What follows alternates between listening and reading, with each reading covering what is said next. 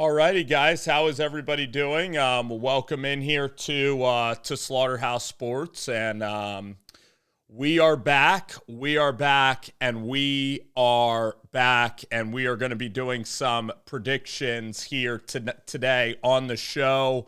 We are comparing a couple of teams that are going at it in Blacksburg, Virginia tomorrow. And this contest is going to be an interesting game for several reasons. It is the Virginia Tech Hokies, and they are playing against the Miami Hurricanes. This is going to be a monumental game for both teams. Both teams are under first-year head coaches in Brent Pry and Mario Cristobal. So as we look at Virginia Tech, we're going to break down kind of how they fared this season, kind of, preparing here for this game. And then we're going to talk about Miami as well. So Virginia Tech, I've liked what Brent Pry has tried to build it, for this team. He's come in there and he's a former grad assistant from 20 years ago under, of course, Frank Beamer. So Brent Pry loves Blacksburg. He could definitely sell Virginia Tech University. Now, Virginia Tech and Tyler Bowen, who is a very young offensive coordinator at like 31 or 32 years old, and that hasn't had a ton of experience calling plays. I know he was the tight ends coach in Jacksonville for the Jaguars last year, and he worked at Penn State with Brent Pry. I mean, Grant Wells, other than the game against Wofford, in which their offense has really struggled, Grant Wells this year, he's only averaging 196 yards of throwing per game. So he hasn't been very, very good this year. Their passing offense this year, Grant Wells, it hasn't been legit, I'll put it that way. All right. And so you look at Malachi Thomas, he's now the young freshman that has, or he's a sophomore that is now getting thrust into duty. And I'll tell you, Malachi Thomas is a guy that he needs to be a factor going forward because Virginia Tech, their wide receivers don't create separation. They don't create explosive plays. Their entire offense is just pitifully bad. And it's been really frustrating because at the beginning of the year, their defense was able to kind of hold up and play good football.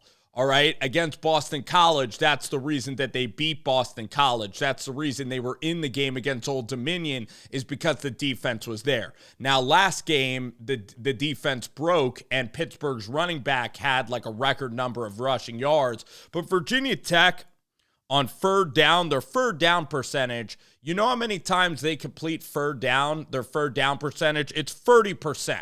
So 70% of times they're not completing third downs. That's nearly last in the country. That's 114th in the country. So if Virginia Tech is going to have a shot here in Blacksburg, they're going to have to stay on the field. And it's a very interesting game because Miami doesn't run the ball well at all. All right, Miami only averages 3 yards a carry. And it's going to come down to Tyler Van Dyke. And Tyler Van Dyke is playing better ball. I mean, he had a good game against North Carolina, and Tyler Van Dyke is a veteran quarterback, or a quarterback that's played a couple of years now. And I know that Virginia Tech, the good news for them is that they've seen good quarterbacks. They've seen JT Daniels. Drake May is a really good young quarterback. I know he's young, but he's a good player. So they've seen explosive offenses. Keaton Slovis is not a bad quarterback.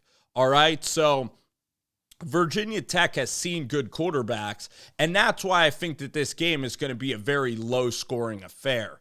All right. I think that the game's going to be into the 20s, and that's why you get Virginia Tech at 7.5 points.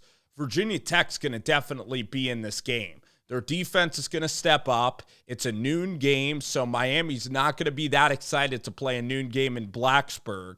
And, I mean, the key is, can Grant Wells avoid turning the football over? I mean, Virginia Tech's offense going into this game, it's going to be really tough because Miami's run defense is spectacular.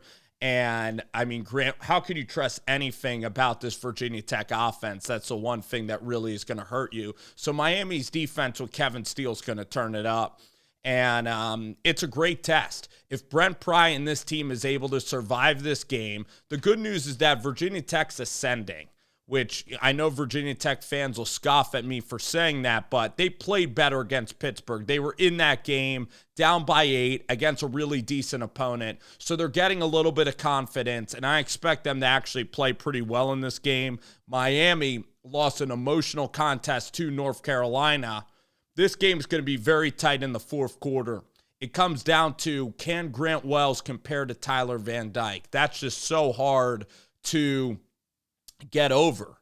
And that is why, unfortunately, I see Miami pulling this game out. I want Virginia Tech to win this game badly, but I see Miami winning this game by about 5 points.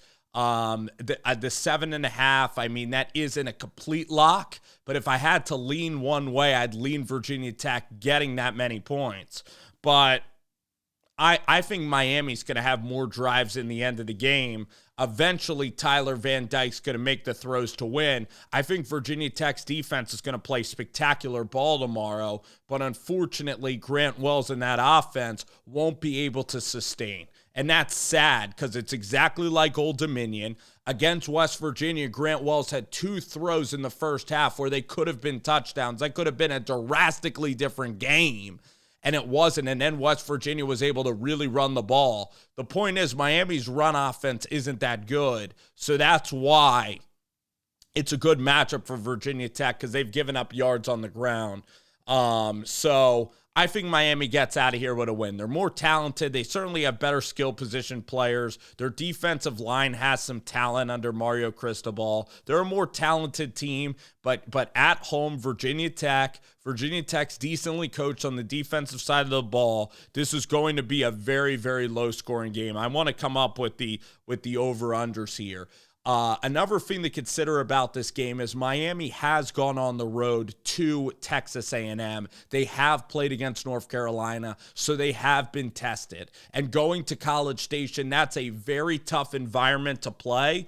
And even though the Aggies' offense is not very good, Texas A&M has a lot of talent, and playing in Kyle Field at night, that's one of the toughest environments in all of college football. But this is going to be a very interesting game. I think for Mario Cristobal, who's this game more important to win? I think that for Mario Cristobal, with losing to Middle Tennessee State, with losing to North Carolina, this game is actually even more crucial for Mario Cristobal to keep recruiting and keep confident, because Manny Diaz didn't even do that bad of a job last year. And Mario Cristobal has such high expectations. For Virginia Tech, I think their fan base is a little more patient. They see that their offense isn't where it needs to be. Grant Wells needs competition at the quarterback spot next year.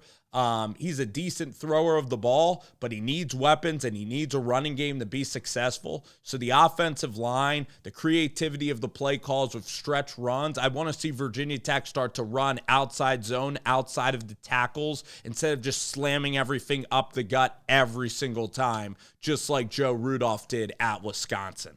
All right, so for Mario Cristobal, if he loses this game, I mean, it's a brutal start for Miami to go to 2-4 and the lose at Virginia Tech with how inept the offense has been. So this game's important for both coaches. And if Brent Pry wins this game as an underdog, beating a talented Miami team, this is huge for Brent Pry because it shows Virginia Tech that they're going in the right direction and the schedule gets easier. You knew that North Carolina would be awful to play against. You knew that game would be a slaughter against Drake May. It was a terrible matchup against a great quarterback and a great offense like that. This matchup's a little bit easier because I don't think Miami's offense is as dynamic as North Carolina, and hence we just saw the game North Carolina beat Miami. So Van Dyke, too, he's a quarterback that's not going to run. He's a pocket passer, so you can get to him, whereas Drake May is mobile. West Virginia's offense with Graham Harrell and that tempo is not fun to deal with. I think that Josh Gaddis and how dysfunctional Miami's been on offense, Virginia Tech's going to have a great chance to actually win this game in the ACC, and they need this game to get to 3 wins and in hopes of winning a bowl game. But my prediction is, unfortunately, Grant Wells and the offense cannot do enough. I'm going to take Miami 24-20, something in that range. Over-under is about like 44 for my prediction. I don't know what Vegas is saying about that. It could even be lower scoring than that. I think it's going to be a low-scoring affair, a second-half game where both teams will be tight. And the first half's going to be ugly, like 10-6, 14-7, something like that. Miami just has a little more firepower with throwing the football.